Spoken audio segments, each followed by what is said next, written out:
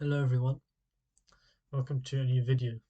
Today I would like to provide you more insight as to how chess actually quite well relates to life. Um, Let me just adjust my um, oops,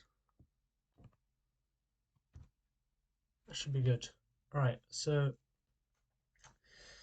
uh, the reason I want to make this video is to encourage new players to come into the game and anybody who isn't new, just to give them a new way of looking at things. Maybe they learn some new lessons as well. So, chess, it can be described as a sort of microcosm for either you yourself, your personal life, you as a person, or as a microcosm for a business, or for an entire society. So, first, I would like to talk about the chess pieces. So, clearly you have one, two, three, four, five, sorry, six different types of pieces, right? The pawn, the king, the queen, the bishop, the knight, and the rook. Each type of piece has a different strength and a different weakness, generally speaking. The rook, it's a very strong piece because it can just move in straight lines. It can touch pretty much any, it can access any square of the board if you give it enough time. The problem with the rook is that you see their positioning, they are buried in the corner. So as you may know, rooks are the hardest to get into the game, so it takes the longest to bring them out. Knights, they're quite. The strength is that they're quite tricky. They're confusing the way they move, especially to beginners. Look at this. Look at all these arrows, right? Knights, tricky pieces.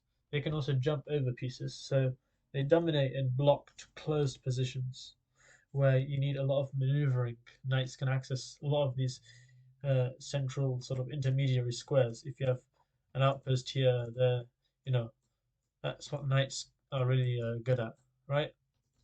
The problem with these knights is if you get into a position where it's extremely open, right? Uh, say say you had a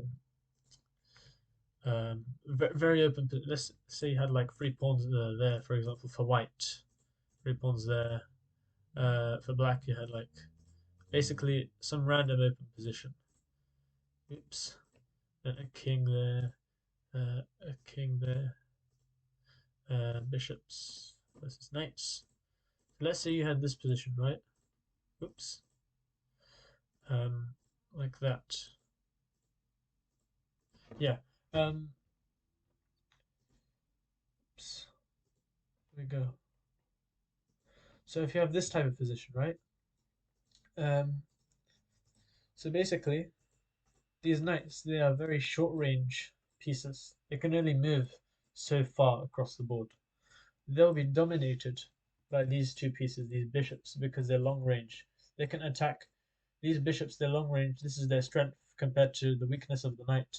These long range pieces can attack like from the opposite side of the board. These bishops are often referred to as being snipers, right? They are really good at patrolling like this, right?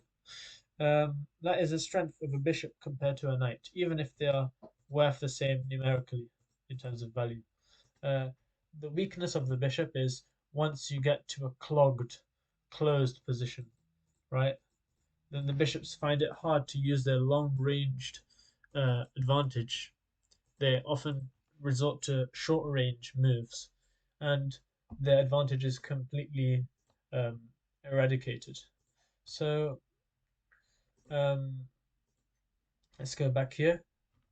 That's what bishops are good at. They're long range compared to knights. But then if you force the bishops in a closed position, they can't use their advantage.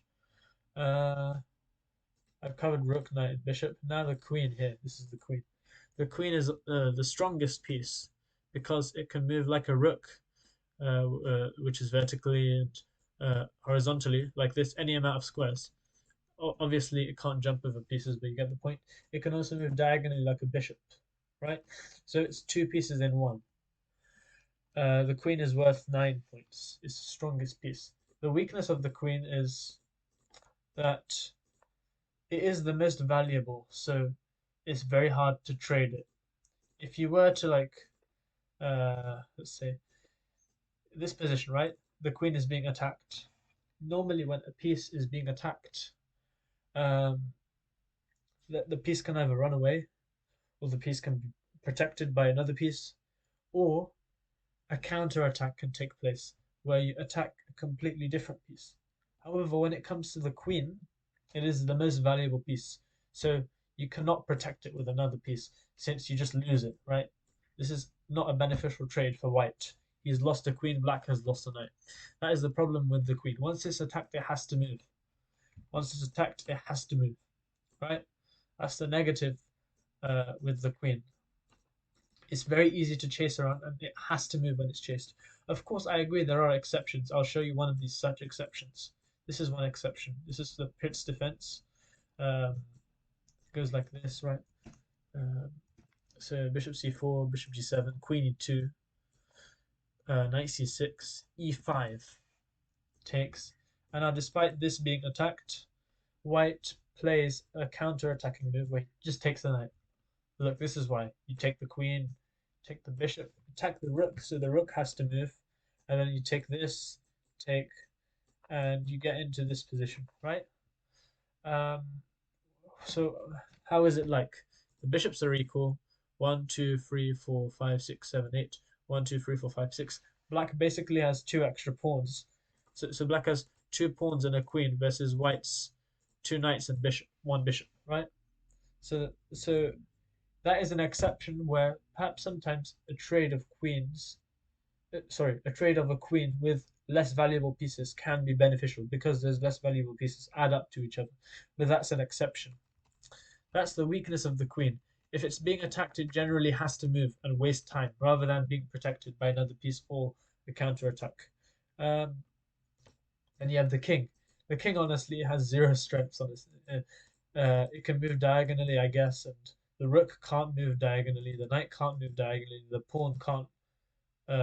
It can protect diagonally, but not move diagonally. So I guess that's an advantage of the king over other pieces. The pawns, they are pretty much the weakest piece. They can do the least. But as Philidor said, pawns are the souls of chess. Maybe we can touch on this later, this concept of pawns being the souls of chess. They kind of, the structure of pawns determines a lot about the game.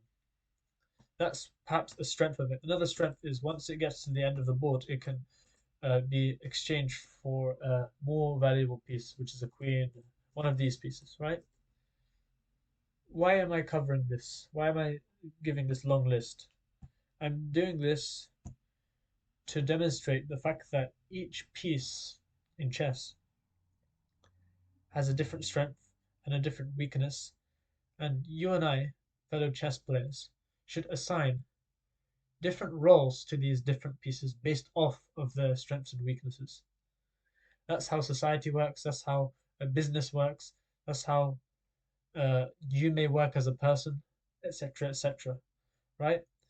Play to your strengths, as they say. As I said, the bishops are long range pieces, so to quote unquote play to your strengths, you would give your bishops open, long diagonals where they can attack.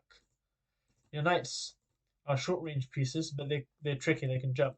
So you would place them in the center where they can easily access the most amount of squares, 8 squares, compared to the corner where they can only access 2 squares. Alright? Um, the king is the weakest piece, so taking that into account, you need to hide it away somewhere on the side and keep it protected behind a wall of pawns, right? Um, in fact, one strength of pawns that I forgot to cover is the fact that they're the least valuable piece. So, um, if a pawn attacks a more valuable piece, the more valuable piece has to move, generally.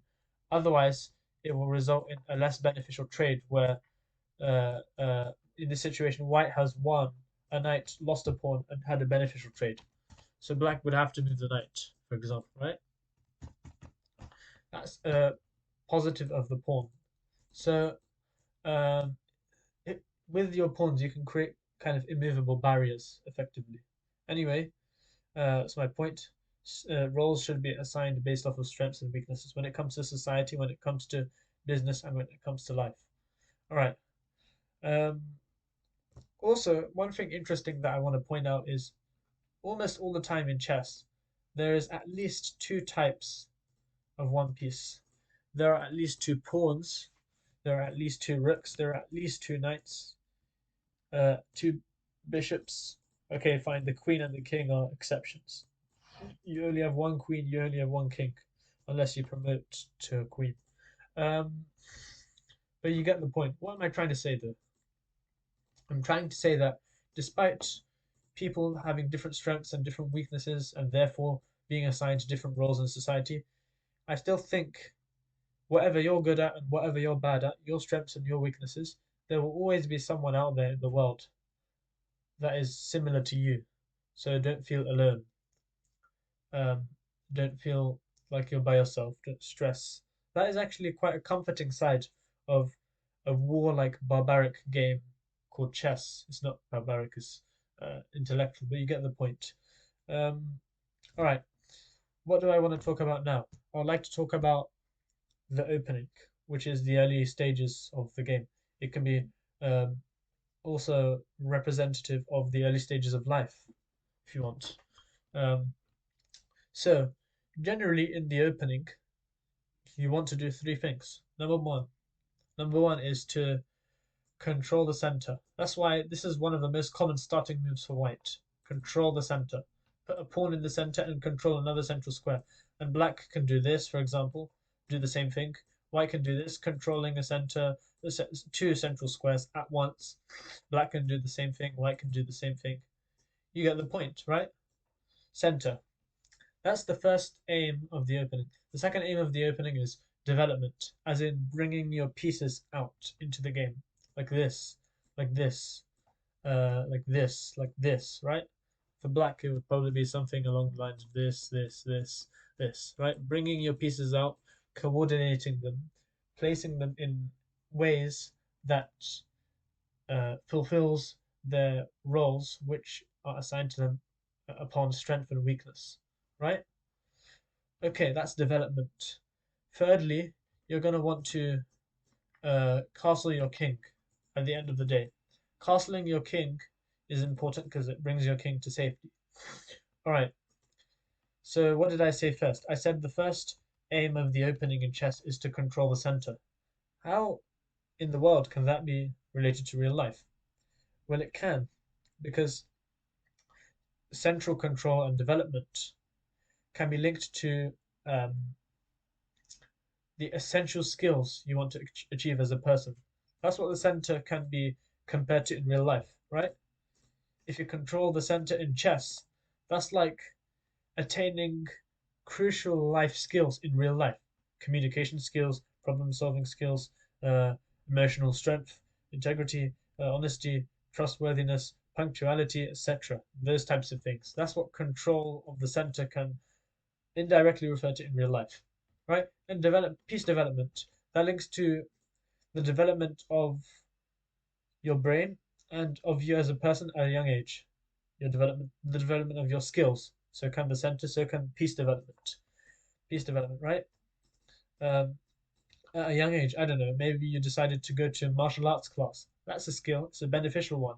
Maybe it's not good in terms of protecting yourself. If you were at a street fight, you wouldn't use your karate skills because the other guy has a knife, right? You would run away from them. But at least martial arts instills discipline and is a form of fitness training for you. So fair enough, that's a skill.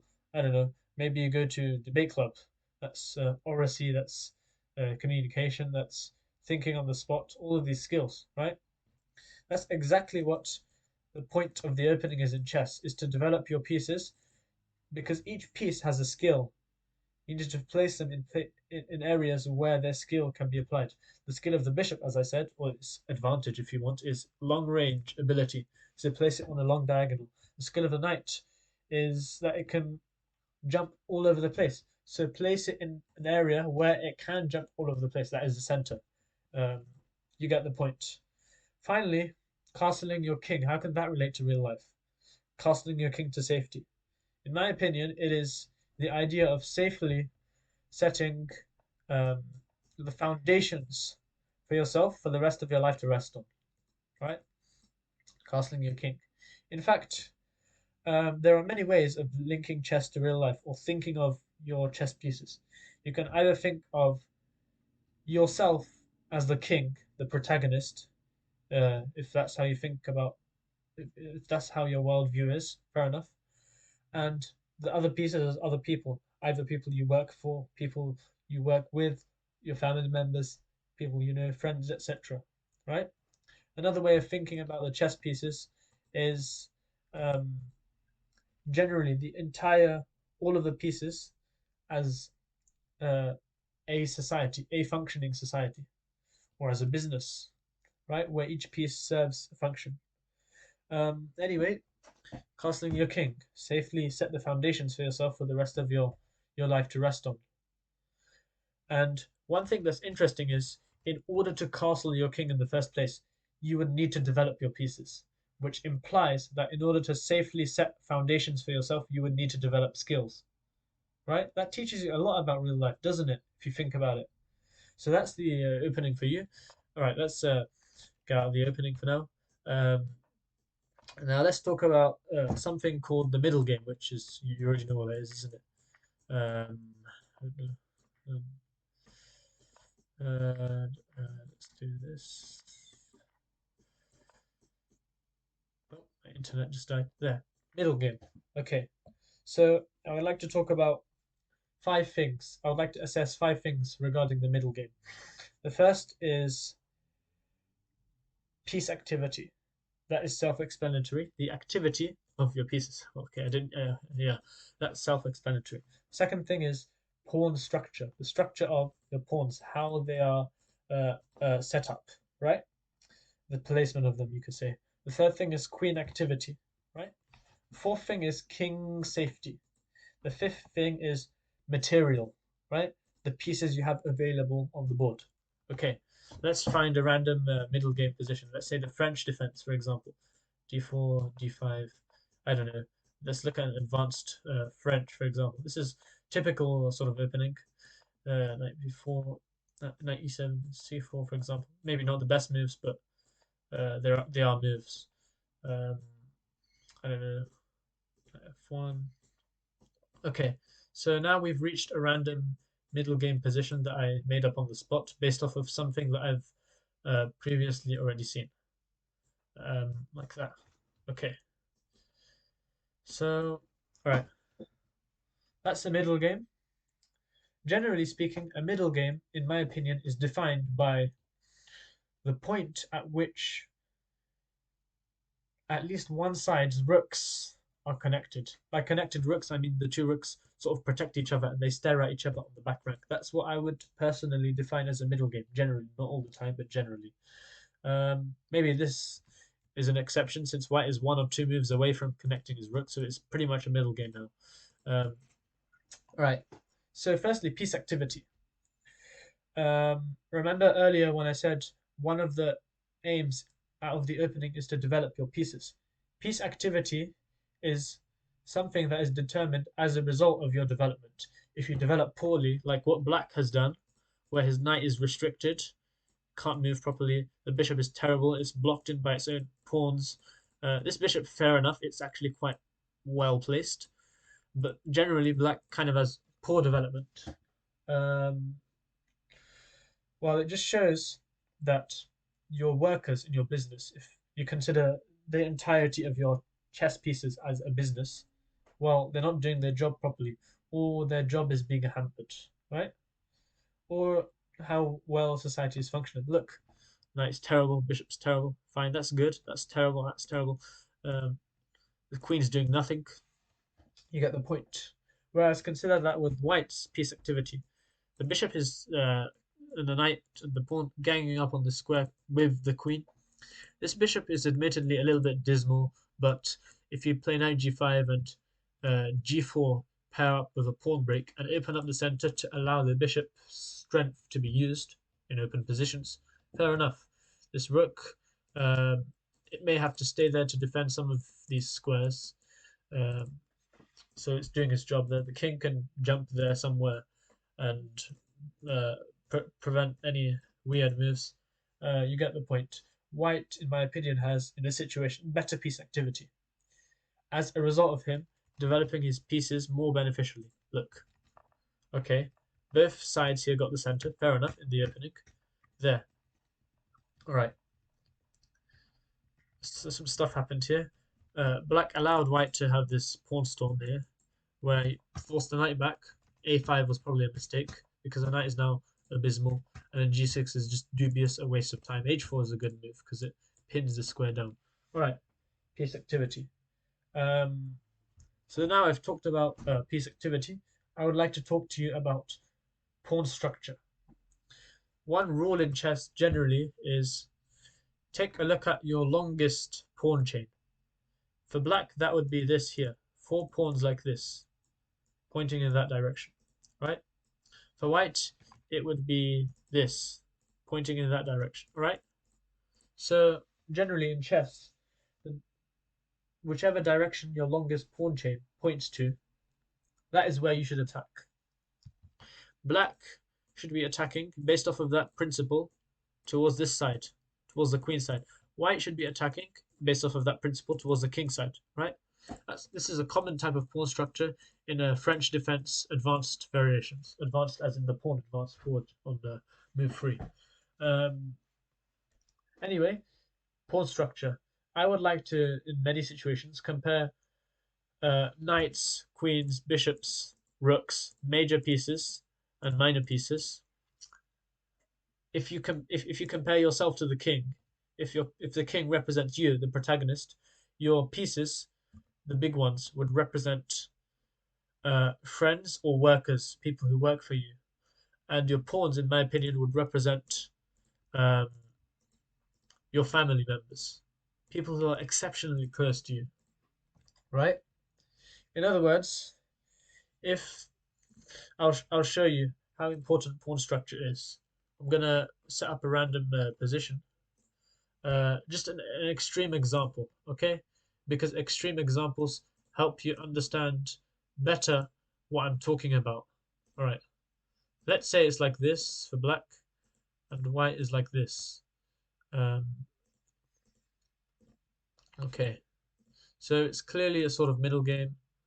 I'll just add some random, oops, pieces onto there. Um, let's do this. There. I know this probably would never have been reached in an actual game, but we need it to demonstrate what I was talking about. So uh, there you go. That's the position. So say it's like this. Okay, pawn structure. If you compare the pawn structure, these pawns are better. In chess, right? Normally, pawns are better when they're next to each other, compactly. In a compact way, sorry. Like this. Like, look at white's pawns, right? There you go. Look at black's pawns, however, they're all scattered around and they're doubled. Another concept in chess is doubled pawns. Doubled pawns are generally bad. Of course, there are exceptions, though, even in my own games. Another concept in chess regarding pawns is isolated pawns, where you have one pawn, right, on one file, like look at this one, this f pawn here on f7. It's isolated because there's no neighboring pawn on a neighboring file. If this, you see this pawn over here that I'm highlighting, if that was back there, then it would make this f pawn not isolated. It's connected to another one. But since it's not connected to any neighboring pawns on neighboring files, this is an isolated pawn. So is that, so is that, so is that, and so is that. They're just doubled isolated, which is even worse, right? In other words, if your pawn structure represents your family, your close people, we have already established that a bad pawn structure like this makes it much harder for you to play because they're all weak. So black now has to focus all his resources on defending 5 different weaknesses. That's just ridiculous, right? It's a liability for him. If we link that to real life, people with uh, families that resemble this pawn structure that black has currently, people with families that resemble this in real life, I'm not saying it's impossible for that person to live. I'm just saying it's much harder for them to do so. They would need to deal with much more and protect much more and be much more careful. That's how chess relates to real life regarding pawn structure and familial relations. All right.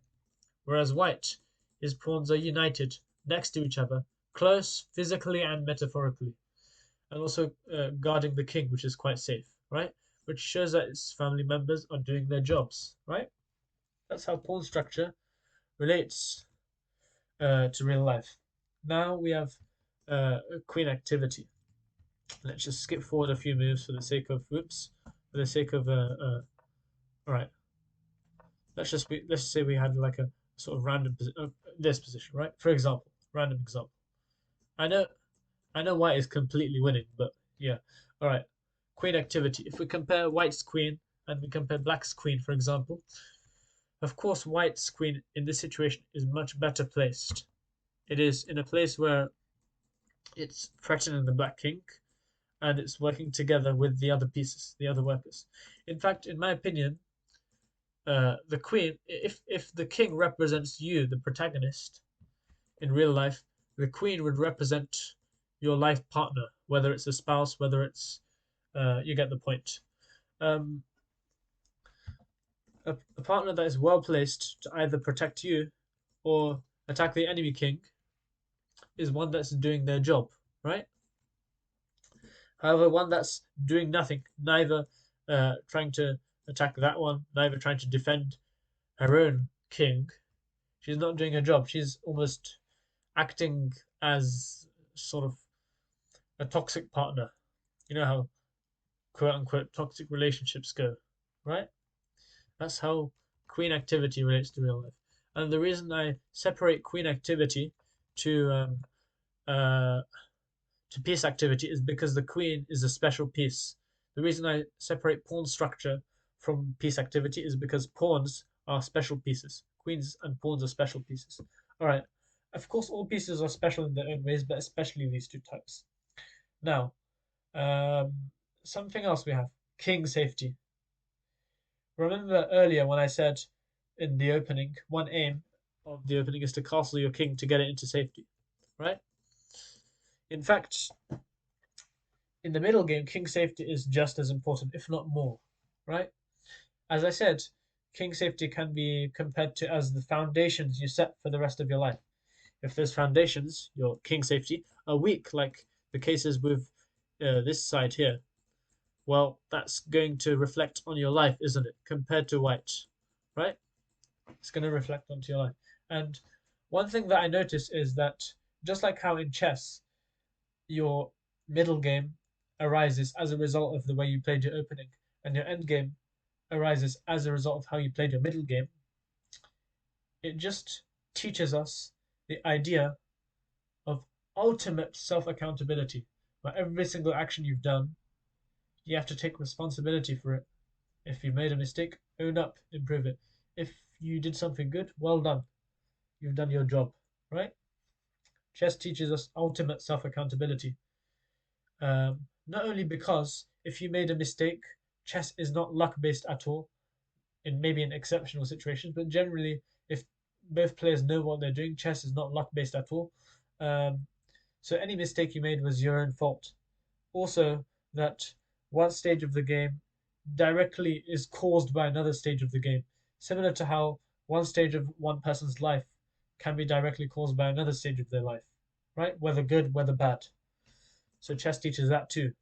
Um, Finally, material. In this situation, white is up by one pawn, I think, if you count everything. Um, I think this is the easiest to visualize in terms of real life stuff because, well, material literally in chess means the resources you have. Generally speaking, the more resources you have, the better you will perform. You have more stuff. However, just because you have more resources, it doesn't mean it doesn't mean you are better placed in you are better suited in every single situation. For example, I'll just set an extreme position. Um, let's say you have this, right? Oops. So you have this. Um, okay, there. Then you had a bishop there, a rook there, a knight there, a bishop there, right? So you have this position. Um, so here, right, despite, I don't know, uh, there we go. Despite black being an entire bishop up, right? He's an entire bishop up. But despite that fact, uh, you compare the way these pieces are set up. Terrible, can't move anywhere, can't do anything. These pieces, yes, there needs to be some work to be done, like that, but they're much better placed and more prone to being useful compared to those. This just comes to show you that life isn't just about what you start with, it's more about how you use what you start with. All right? That explains how uh, many rich people can end up poor, completely bankrupt because of the way they use their money. Similarly, many poor people who are born in that way can end up extremely rich because they built their way up. They used their resources to attain more resources. And also how um, some rich people, most actually, have remained rich because they used their resources, and a lot of poor people have remained poor because they couldn't acquire enough resources to escape out of poverty. Chess is the same, right? It's not just about the number of resources you have, it's more about how you use them. And this is a clear example of that. If we were to skip forward in the game, let's say I were to play this and I don't know, takes. Clearly, right? Oh, maybe not that actually. Clearly, white has a much better position. If we were to skim a little bit, let's say this happened. Black would sacrifice a piece in order to try and escape from his um, dismal situation, but then he runs into problem after problem after problem, and this happens, right? That's exactly my point when it comes to material. Material isn't the only thing that matters in chess. It's more to do with the king, right? King being checkmated. This, in fact, teaches you about priority in life, that material isn't your priority. It's more to do with your own state. In fact, in countless examples in this game, king safety has been prioritized over a material advantage, where you had someone be two pieces down, but then checkmate the other guy because the other guy didn't have a proper barrier in front of his king, right? In that situation, the king could represent your personal health, and the pawns and your pieces can represent material. Despite you having a massive material advantage, your king is unsafe. So is your health if it were real life. Hopefully it isn't. I hope you're doing well in the winter, and you'd be completely demolished by your opponent. That's everything I wanted to say about the middle game. Now I would like to briefly focus on the end game. Okay, this is technically already an end game, but let's say uh, we were to completely clear the board and have very few pieces left on the board. Let's say we have like this, for example, the most common type of endgame, a rook and pawn endgame. All right, um, like this.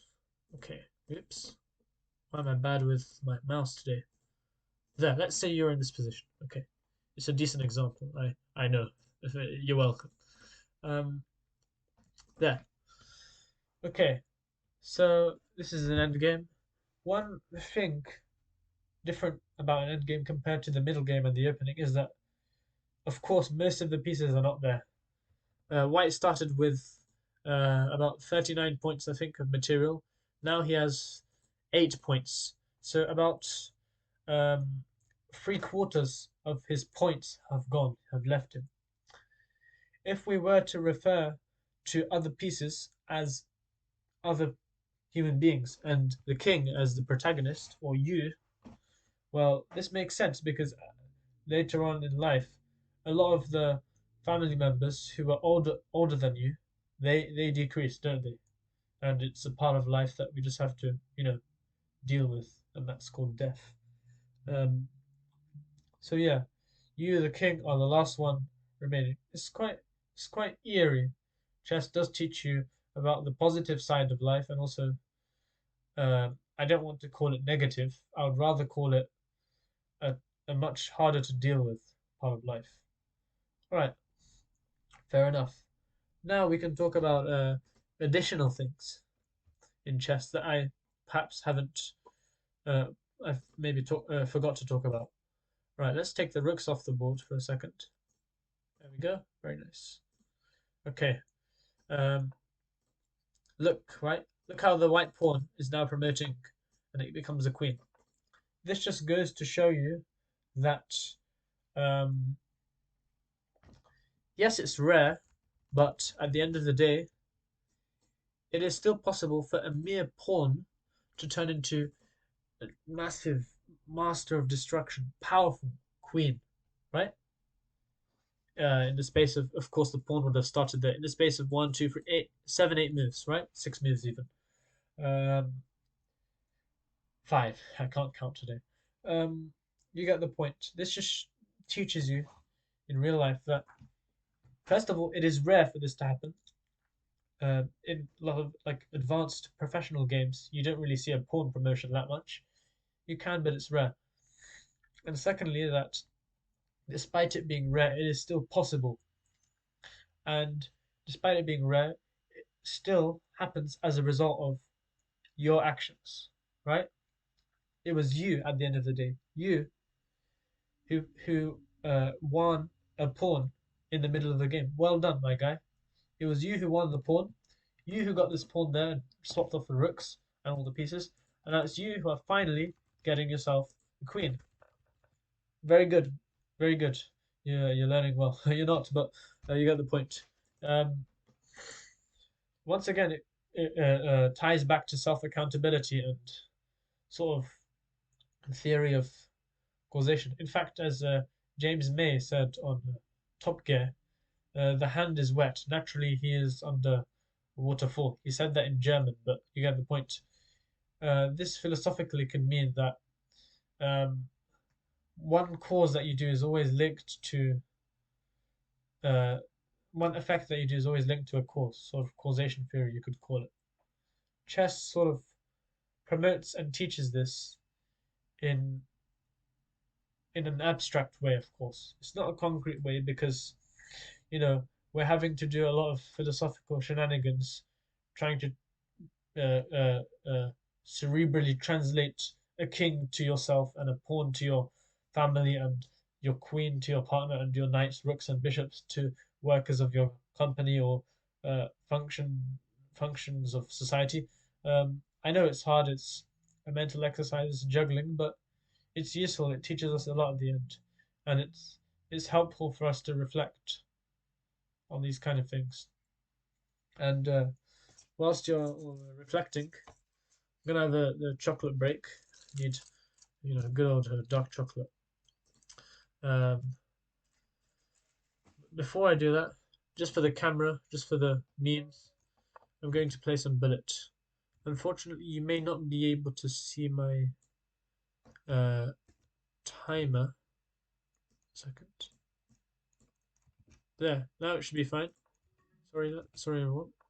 Right, I'm gonna definitely lose this, but we'll have to try our best. Right, c5. Let's see what I can do here.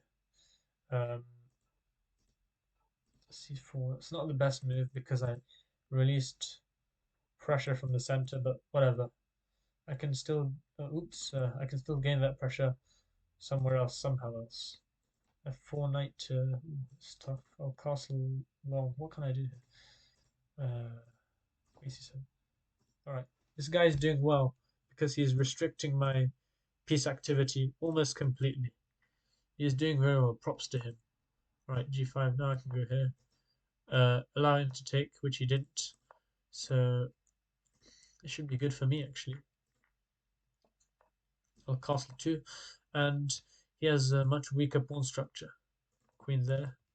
Uh, Clearly his pawn structure is just diabolical. What is he? What is that? And Perhaps it could be that pawn structure becomes a deciding factor in the result of this game. Who knows? And I'll play f6 to sort of undermine this stuff. And he fell right into what I wanted, which was this and that.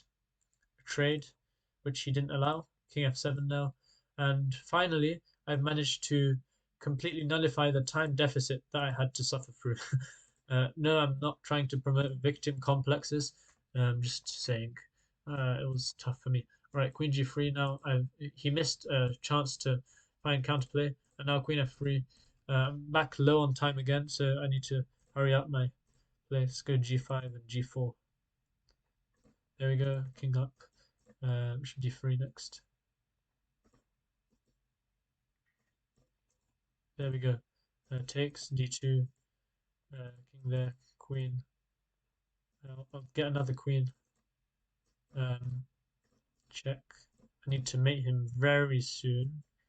Takes, check. Queen b3 and queen a4 mate. There you go. I've won. Well done. Well done me. You saw me win a bullet game on camera. Right, thanks for watching. Um, in fact, let me just check how many subscribers I have. 40 minutes, man. Ignore that. Where is it? Here it is, my channel. 130.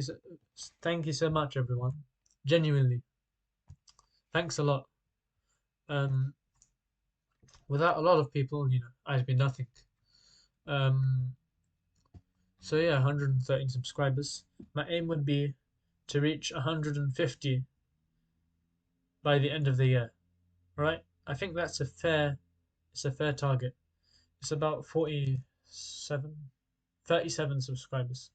Oh well, see you in the next video. Have a nice day. Thanks for watching.